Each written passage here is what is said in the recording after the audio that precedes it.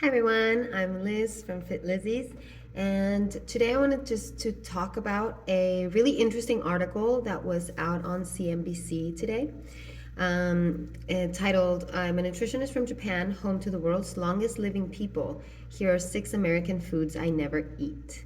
And this article was written by a Japanese nutritionist named Michiko Tomioka. And it's great, right? Because it's like, oh, American foods, everyone knows American foods are very unhealthy. So it was really interesting to see what she suggests as a Japanese nutritionist. I lived in Japan for 2 years. I love the culture, I love the food, and I'm a nutritionist too. So I thought it was interesting. And reading it, I realized I wanted to make an adaptation for Americans to actually try this because while Tomioka-san's suggestions are very amazing, they're great, they're nutritious, they're amazing, they're just good options. Honestly, many Americans, are not that adventurous and they're not as open to trying a lot of new things that are too different from what they're used to. And so unfortunately, I don't think that most Americans would even give it a try. And even if they did, they would probably get tired of it too quickly and drop it. Uh, also, I lived in Japan for 2 years, and I can tell you that not everyone, if you're not Asian, you might not do so well on a bunch of rice and soy products. I lived there for 2 years, and the first few months I followed the Japanese diet. I ate all the things, including rice and some noodles, not a lot. I'm not a noodles person anyway, but rice multiple times a day and like things like that. And I gained 20 pounds in the first month. And I felt sluggish and I felt heavy and I felt full all the time. And it was just awful. And I was sleepy in the middle of the day. And then so I just cut grains and I felt fantastic. I leaned out, I got stronger, I was awake all the time. And so, we don't all do well on an all rice and soy diet, or a vegan Asian diet, but that can be said of everything. Keto is the same. Not everyone does well on it. Not everyone does well on a low fat diet. Not everyone does well on a low carb diet. So, use what works for you. But because this recommendations of Tomioka-san were so good, I wanted to put something on top of them for maybe those people that aren't as adventurous. So these suggestions that she gives are great, and so I'm going to mention them, but then I'll also mention what you might want to try if you're not quite at seaweed and tofu every day. So here we go. The 6 foods that Michiko Tomioka, the nutritionist, Japanese nutritionist, does not eat. Number 1 is hot dogs, because obviously they're processed, they're high in salt, saturated fats, all those things that increase risk of cancers. She suggests instead tofu and multigrain rice balls with tuna wrapped in seaweed. So of course this is super healthy and super amazing, but a lot of people don't like the taste of seaweed because it tastes almost like fish. Multigrain rice balls, maybe some people would be fine with that. Some people don't like rice as much, so maybe not. And then tofu, there's the tofu. So about the tofu, I don't personally recommend Americans eat a lot of tofu or soy-based products, just because we already have a lot of soy in our food that isn't even labeled sometimes. And it has plant estrogens, and it has been scientifically shown that they can cause feminization in men, or certain effects that estrogen would have in your body. And for some people this could be negative effects. So I don't suggest eating a whole lot of tofu and soy if you are in America and live in the US and eat a lot of packaged products. You shouldn't be. You should try to minimize those anyway, but baby steps. So I wouldn't go full on the tofu and the soy. But sometimes it's good. So instead of tofu and rice balls, if you're not feeling that adventurous, I suggest uncured sausages like kielbasa. So the problem with hot dogs is how processed they are, what parts of the animal, how they're processing them, what extra things they're adding into the meats, and we don't even know what's in them. And so just look for cleaner meats that are uncured. Look for uncured sausages. Kielbasa is usually like actual meat, so that's a good one. You can look for all beef or all pork or even turkey or chicken sausages. So you can find different kinds that will fit your diet, your taste, and still be healthier than just a hot dog, like a cheap hot dog. Think about how much a pack of hot dogs costs. And think about how cheap that is. Why would you eat that? go pay $1 for a kielbasa and just do yourself a favor. They're delicious. So that was the one. Number two, fast food hamburgers. Agreed. Yes, they make you feel bloated. They have a lot of trans fats, a lot of sodium, a lot of cholesterol, a lot of starches. Ironically, there's a lot of soy in them too. You know, so she suggests tofu burgers, but a lot of those end up having a lot of fats and a lot of grains, especially the frozen ones you get at the store, which are the ones that the restaurants use too. So, maybe make your own or read labels to make sure it's not loaded with just a bunch of extra gunk that you don't really need. So, tofu burgers, the right kind, are a good option, and a brown rice ball topped with some edamame. That sounds delicious. But some people might not be into the tofu or don't want to eat the tofu or just aren't a fan of edamame and all those things. I suggest just better burgers. Just like with the sausage, you don't have to eat a super processed, crappy, sorry, hot dog. You can eat kielbasa. So instead of McDonald's hamburger, you can make your own hamburger with 90-10% lean beef. Season it with whatever seasonings you want. Delicious. Maybe use kale instead of spinach, kale or spinach instead of lettuce for your burgers. And maybe you can either skip the bun altogether, wrap it in your greens, or use a sprouted or keto bread so that you're at least getting more nutrition from your bread and less starches and less carbs. So that's really good. Sugary sodas. She suggests replacing your sugary sodas because obviously they increase your risk of diabetes and other problems. Artificial sweeteners are really bad too because they can affect your brain really in certain ways. And they even give some people hyperactivity, so you have to be careful. And they can trigger migraines too, she mentions. What Tomioka-san suggests is replacing them with green teas like matcha or hojicha, which has less caffeine. But again, not everyone's up for teas right away. Okay, yes, I'm gonna stop drinking Coke and start drinking green tea. That's not gonna happen. It's really not gonna happen. It's not sustainable. My first point in being a personal trainer and a nutritionist is for things to be sustainable. So I want you to be able to stick to these changes, right? If you want to make them. So I suggest instead of going straight from sodas to teas, maybe use a couple of steps in between. So your next step down could be one of those great flavored sparkling sodas like bubbly or I forget the other brands, but those, and they're flavored and they're good. They're not super sweet and sugary, but that's a step down. Don't do diet sodas. We already talked about artificial sweeteners. They're not good for you. They're actually sabotaging you. They don't allow you to lose weight as easily as you would want.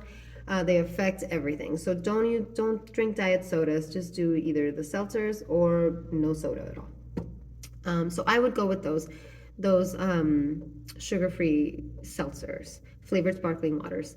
Make sure you read the labels and make sure they don't have those artificial sweeteners because unfortunately some of them do, like the stevia ones. Well, that stevia should be okay, but still read because sometimes they have combination of sweeteners. Then we have sugary breakfast cereals. Yes, please don't eat sugars. Even the FDA has dropped 7 cereals that used to be healthy. We all always knew they weren't healthy, but they just took them off. And I'm going to tell you which ones they are in this video here.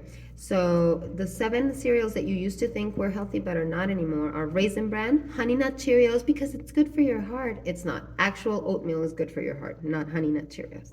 Cornflakes? No, of course not. Honey Bunches of Oats, honey roasted. Anything that's honey roasted is not healthy and not good for you. It has a ton of added sugars. Frosted mini wheats, frosted. Again, it's in the name. No, it's not healthy. Life, also a lot of sugar. Special K, which was supposed to be a diet cereal, also terrible. It has a bunch of sodium, a lot of sugars. So none of these are healthy. Cereals aren't healthy in general. Unless you're making your oatmeal from steel-cut oats, boxed cereals are not good. You can try the Kodiak cereals. Those are pretty good. They're keto, so they don't have as many starches and grains like that. They're made differently, so that'll give you the feeling of cereal, but with more nutrition, more protein, and less of these empty starches and added sugars.